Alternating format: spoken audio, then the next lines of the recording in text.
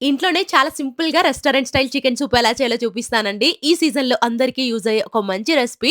నాకైతే బాగా కోల్డ్ అయింది. ఇలాంటి టైంలో వేడి వేడిగా చేసుకొని తాగితే చాలా రిలాక్సింగ్‌గా ఉంటుంది. డెఫినైట్లీ ట్రై చేయండి. ముందుగా బౌల్‌లోకి 100 గ్రామ్స్ బోన్‌లెస్ చికెన్, కొన్ని స్వీట్ కార్న్ గింజలు, పచ్చ బఠాణీ, క్యారెట్ ముక్కలు వేసుకొని మునిగేటట్లుగా వాటర్ పోసుకొని చికెన్‌ని మెత్తగా ఉడికించుకోవాలండి. తరువాత చికెన్‌ని చిన్న చిన్న పీసెస్‌గా సెపరేట్ చేసుకొని దేనికి దానికి సెపరేట్‌గా పెట్టుకోండి.